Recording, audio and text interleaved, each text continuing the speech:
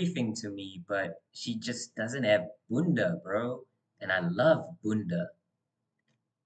Oh my God, he's so sweet and gentle and he treats me so well, but he doesn't have a car and he's not 6 foot tall.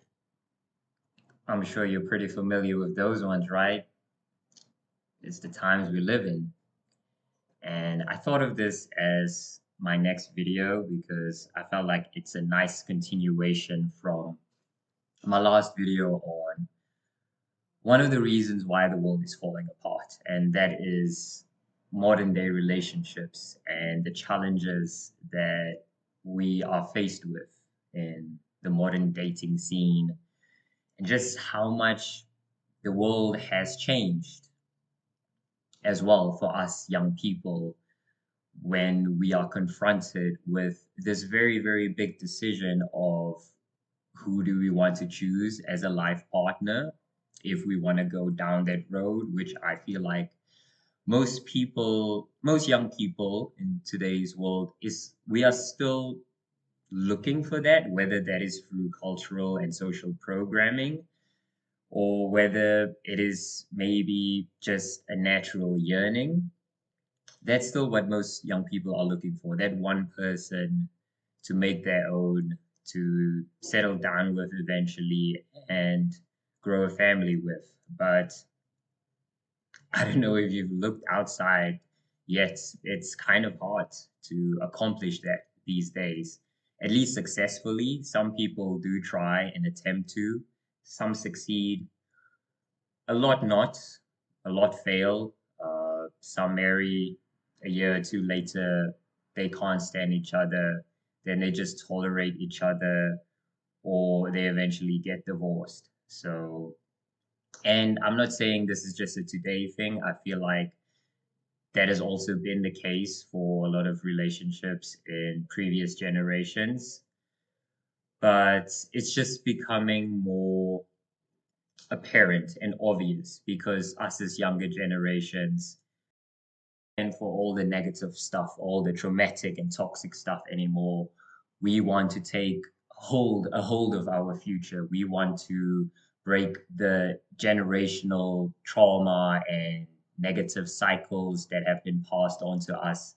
So we have that progressive, positive frame of mind instilled within us, whether it's through pop psychology or maybe just a natural awakening and realizing that we can't go on like our grandparents or parents did. You know, we need to change the negative patterns, and that's all good and well. But how can we change those patterns? Is it so easy to change those patterns? And I think that's what a lot of us young people are faced with and struggle with in today's dating scene. So, just in terms of relationships, I think the biggest shift in the past, maybe 100 years or so, happened through feminism, happened when women gained more rights and women started becoming more of a independent person of her own in society, and mostly through financial gain, financial independence. Women, uh, the corporate world opening to women getting jobs and working for their own money. That's the biggest reason. And I actually had this chat with someone, had a female at a hangout last year, and then I think I also had it with my little sister a few months ago over lunch. So yeah, I think people are aware of this because I didn't. I think with the lady that I had this discussion with last year, she was the first one to bring it up, and yeah, like people are just realizing this, and it's not in a bad way. This is not me saying that like feminism is a bad thing and it changed the world for the worse. I'm not saying that maybe there are some negative aspects and impacts that it has had on our social life as a whole, but yeah, I'm not saying feminism in and of itself is entirely a bad thing. And obviously, I'm not against women having freedom and rights in their life to choose and do as they please, to have more control over their own lives. But nevertheless, that's just the reality we live in now, and these are the times that we are faced with. And with this women getting more power, obviously now they have more say in relationships. They have more freedom. They have more choice of what they can do, how they want to live out their lives. Do they want to be career first? Do they want to be family oriented? Um, that's a fair choice, and they should have that right. But with that freedom has come a lot of change in relationships, because a lot of the older generational relationships were based on this basis that the man is the provider, the woman stays at home and takes care of the home and cares for the children, raises the children. And again, for better or for worse, it worked. And that's where a lot of our generations came from. We came from that setup, a lot of the younger generations. So we still have that idea in our minds that that's the way to do it. That's the right way to do it. But we are still now in these times where it's very difficult to execute those relationships, because there's a lot of ego involved on both sides. Like, I want to do this with my life. And, as a woman says that I want to do this. And then the man says, well, I want you to do this and I want to do this. And then there arises a lot of conflict. And I feel like that's where a lot of our modern day relationships, that's where the tension first starts, the friction, which leads to the relationship eventually not working out. So a lot of miscommunication. And sometimes I just feel like we have so much freedom now, not just as women. I feel like as men in this technologically advanced world that we live in, more more than ever, so maybe than any time in modern history, we have a lot of freedom and options of what we can want to be in life. And we're almost stuck with a sort of analysis paralysis. We don't know where to go, and we don't really know what we truly want.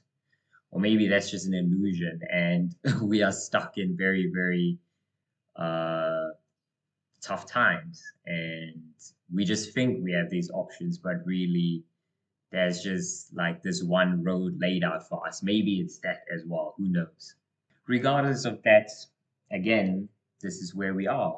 This is the point where we are at, the troubles that we face, and a lot of the side effects of this increase in feminism and women getting more financial independence is declining birth rates. And this is modern day relationships has such a huge impact on our lives, and I don't even think we realize this. So there's a lot of declining birth rates in Europe, and a large majority of our economy also relies on relationships, monogamous relationships. For instance, you can get a lot of discounts with things such as insurance if you invest in insurance as a married couple. So there are usually those benefits where you can save lots of money if you work together. And it just makes sense, logically as well. If two people live in one household and they share financial burdens, it becomes a lot easier for the other individual, because now you are two taking on that responsibility, and you're not just one person carrying a financial burden. So a lot of our economy is still set up in that way, where monogamous relationships and marriages do benefit out of our economic system. But as we've spoken about in the previous video, even the our economic systems are falling apart, and we are kind of at this very transitional moment in our evolutionary phase, and it'll be very interesting to see where the chips fall next. You know, what is the next evolution, not only of our modern day relationships, but also the economy as a whole, our whole social dynamic as a whole. And yeah, these are interesting times. But you might even ask yourself, so what even is the point when it comes to modern day relationships? Because it's so hard. Relationships, you don't even know sometimes in today's dating scene, you don't even know if you are in a relationship because there's just so much expectations and anticipation and standards. Everyone has their own standards, and we are so hypercritical of each other that we feel like we want this and this and that. And but then we are almost it's almost like we are all stuck in our own world of what we want our ideal partner to be. But then it's so difficult for any other person of the opposite gender or maybe same sex, doesn't matter, to meet those expectations. And it's just, yeah, it's weird. I don't know. I feel like there are a lot of people out there, and I am one of them, where I tend to ask myself a lot, so what's the point? What's the point? I get this, like lovely lady that, I truly like, and there's good chemistry, and everything is going well, maybe for the first 2, 3, 5 years. But then, okay, and maybe we get married, we have a kid, and we build a home together. But then what happens when the spark dies out? She's working, I'm working for my own money, and you know despite it's natural, if the spark dies out, you will tend to want to look for a spark from somewhere else. I'm not saying everyone is like this. I think some people do have very good self-discipline and self-control, but I think it's just natural to want to seek something that makes you feel alive again. And then you kind of take your own relationship for granted at that point. And I think this is the reality of many relationships in the modern day world that we live in. So people start looking for attention again outside of their marriages. I mean, I see it in my own, where I grow up in my, or where I live at the moment. Like I see it, married people have, like, they don't have respect for their own marriage, and the laws or the church that they did it in front of. It's kind of just so superficial. It's like they kind of did it just because they felt like they had to do it, and there was really no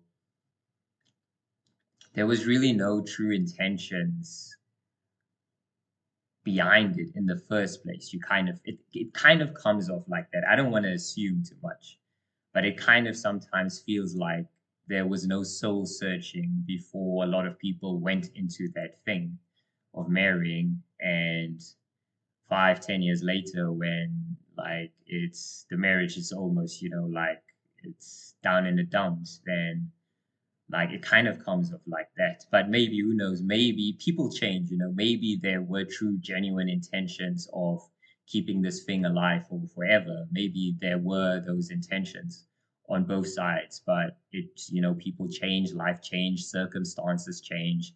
So all of those things had to change as well, and it's just a natural development.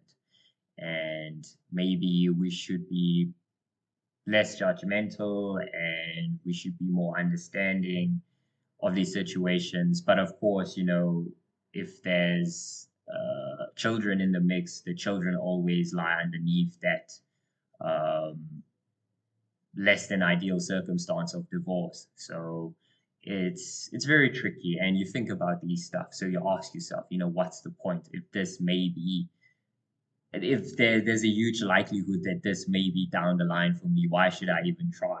Why can't I just get on my own? And that's why you see so many developments in like the manosphere on the internet, like MGTOW, men going their own way, and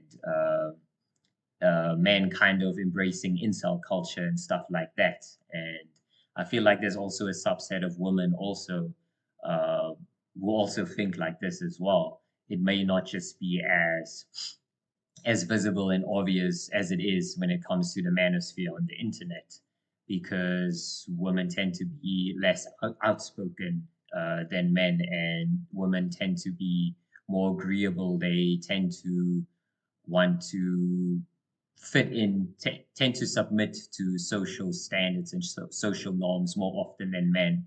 So inside, they might feel the same way, like those same urges, but they just don't have that same will to speak it out into existence as much as men do. So, yeah, these are the times we live in. And if you ask yourself, so what's even the point? If you're pondering that question, then you will most likely also ponder the question of what's next, like what's next for society? What does the modern day relationship look like?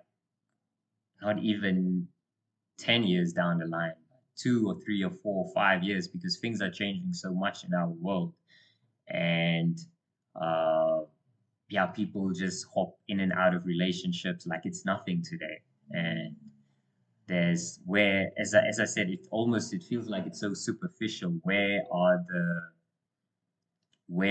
the roots that you are trying to manifest or grow into, a strong, stable tree? Like, like why do people still think like that?